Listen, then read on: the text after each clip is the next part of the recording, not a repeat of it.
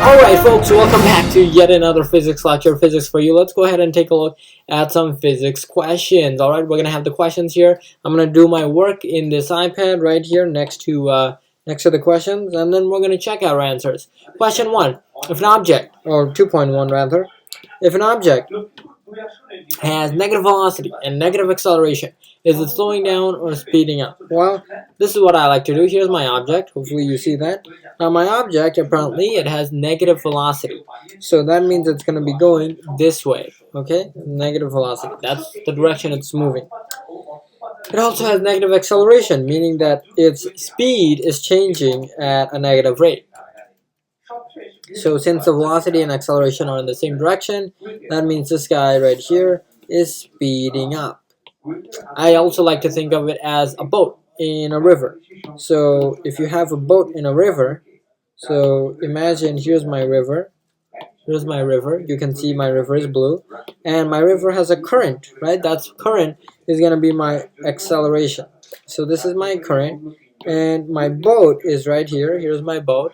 And my boat is going to be moving with a velocity in this direction.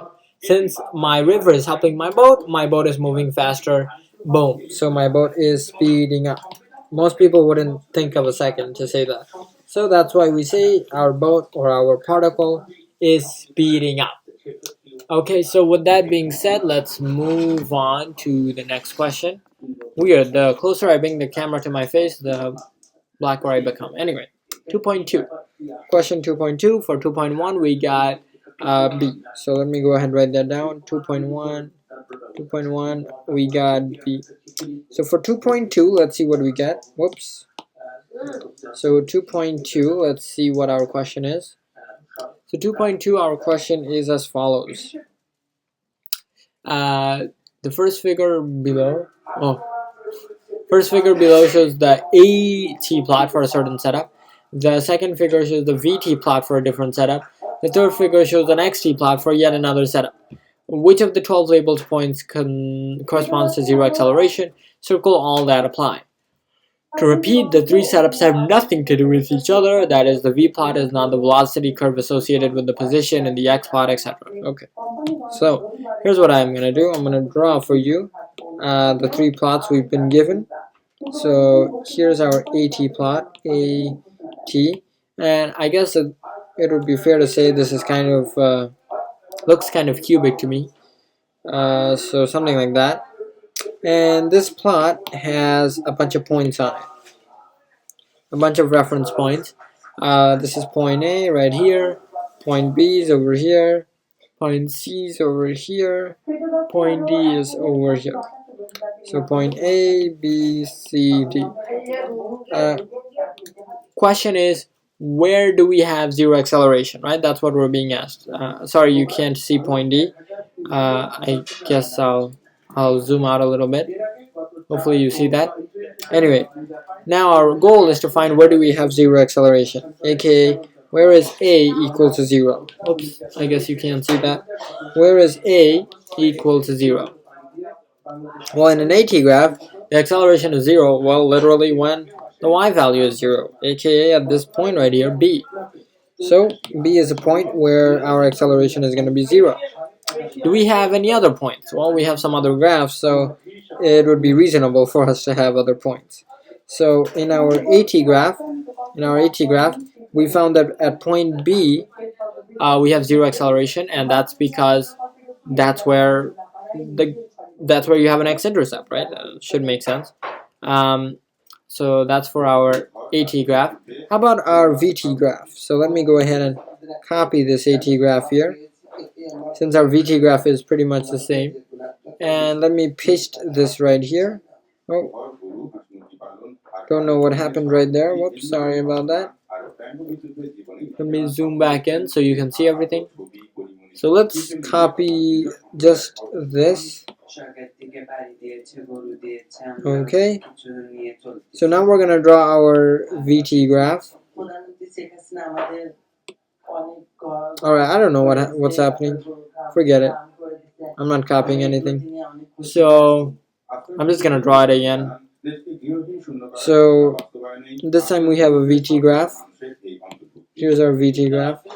And in our VT graph, we have the same curve, but we still want to know where do we have zero acceleration. Well, remember, to get from velocity to acceleration, we're going to need an operator, a mathematical operator known as the derivative, which is also known as the slope, taking the slope. Same way, to go from position to velocity, you take the slope, or the derivative. So let's take the slope at every point here. At point A, that's the slope. Point B, this is the slope. Point C, this is the slope. Point D, this is the slope. So, with that being said, where is the slope 0? Well, clearly the slope is 0 at point A and point D. You can see that's exactly where the slope is horizontal. So we can conclude thus that on our VT graph, we have zero acceleration at points A and D, pretty much. Now finally, we're up to our hardest graph, xt. How can we find where we have zero acceleration there? Well, how do you go from x to a? To go from x to v or from b to a, you need the derivative. To go from x to a, what you need is the second derivative, right? You need d squared over dx squared, right? That's basically what you need. Geometrically, what is that? What does the second derivative mean geometrically?